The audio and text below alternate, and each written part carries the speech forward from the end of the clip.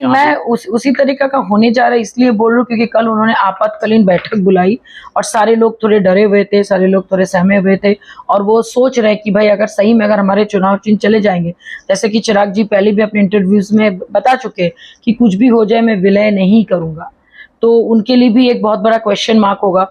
और हम सब जानते हैं कि ऑनरेबल मिनिस्टर श्री पशुपति पारस जी के पास 5 सांसद है और 6वां सांसद चिराग जी खुद है। तो चिराग जी जब खुद ही एक सांसद है तो उसमें आपका अभी वो अपने ही बागी होकर अपना पार्टी उन्होंने बना लिया, अलग बात है, लेकिन हमारे पार्टी में उनका एंट्री नहीं है। जैसे कि सर ने कहा है, जैसे कि हमारे ऑनरेबल मिनिस्टर में कहा है कि अगर दल टूटता है तो मिलता है, लेकिन दिल टूटता है तो कभी टूटता नहीं।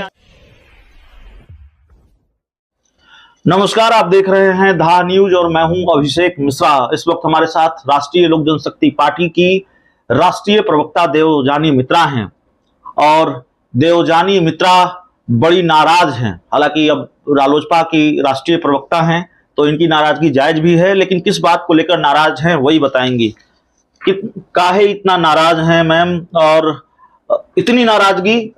अरे नाराजगी की बात ही नहीं है। आपने कल राष्ट्रीय परिषद की बैठक की, आपने वहाँ पे अपने पद्म भूषण श्री रामविलास पासवान जी की मूर्ति पे आपने फोटो पे आपने माला अर्पण किया, आपने भीमराव अमृत जी का किया, लेकिन आप अपने लेट श्री रामचंद्र पासवान जी, आपके चाचा जी को भूल गए जिनके मृत्यु पे आप फूट फूट के रोए थे। आपने ये दिखाया था कि चाचा आपके कितनी करीबी है। मतलब आजकल जो चाचा अभी आपके, मतलब जिनको आप बिल्कुल लाइक नहीं करते, जिनको आप बिल्कुल, आपको लगता है कि भाई उन्होंने आपके साथ धोखा किया, जैसे कि आपके लोग, पार्टी के लोग बोलते हैं, मतलब आप आजकल अब ये भी कहने लग गए हैं कि जो लोग चले गए वो भी आपके साथ गलत किए। तो ये राजनीति नहीं है हो रहा है, ये कहीं ना कहीं एक गलत चीज हो रही है। और आप अपने पैतृक लोगों को अगर आप पुष्पांजलि बिना दिए अगर आप कोई कार्य शुरू करते तो डेफिनेटली वो अच्छा नहीं होता है, ये हम सब जानते। तो कहीं ना कहीं ये सर को सोचना पड़ेगा, उनको जानना पड़ेगा। और मैं तो दाद देती हूँ उनके पार्टी के वरिष्ठ नेताओं को, पता नहीं उनको भी क्या हो गया, वो लोग इतना ज्यादा चापलूस हो गए कि उनको बताना भूल ही गए कि भाई क्या सही है क्या गलत है। और वैसे भी ये जो बैठक कल हुई है अभिषेक जी कॉन्स्टिट्यूशन क्लब में, ये परिषद, जो राष्ट्रीय परिषद की आपातकालीन बैठक बोल के बहुत लोग इसको बोल रहे हैं, सोशल मीडिया पे आप सर्च कर लीजिए, आपको मिल भी जाएगा। तो आपातकालीन तो खैर डरे हुए हैं वो लोग, क्योंकि भाई ऑलरेडी चुनाव से पहले उनको डिसाइड करना है कि वो हेलीकॉप्टर पे लड़ेंगे या फिर वो बीजेपी में विलय करके आएंगे। तो कहीं ना कहीं उनके अपने जो चिन्ह उनको मिला हुआ है हेलीकॉप्टर, उसको लेके भी सवाल है।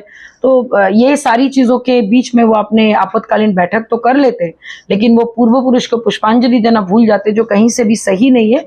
फिर भी मेरी शुभकामनाएं और बेस्ट विशेष उनके साथ है। लेकिन मामला अदालत में है, फिर आप लोग ये दावा कैसे कर सकती है कि बंगला जो चुनाव चिन्ह है वो हमारे पास ही आएगा? शिवसेना और एकनाथ शिंदे गुट में जो हुआ, महाराष्ट्र में जो हुआ, वही उसी तरह का कुछ होने जा रहा है? नहीं, मैं उसी तरीका का होने जा रहा है इसलिए बोल रही हूँ क्योंकि कल उन्होंने आपातकालीन बैठक बुलाई और सारे लोग थोड़े डरे हुए थे, सारे लोग थोड़े सहमे हुए थे और वो सोच रहे कि भाई अगर सही में अगर हमारे चुनाव चिन्ह चले जाएंगे, जैसे कि चिराग जी पहले भी अपने इंटरव्यूज में बता चुके कि कुछ भी हो जाए मैं विलय नहीं करूंगा, तो उनके लिए भी एक बहुत बड़ा क्वेश्चन मार्क होगा।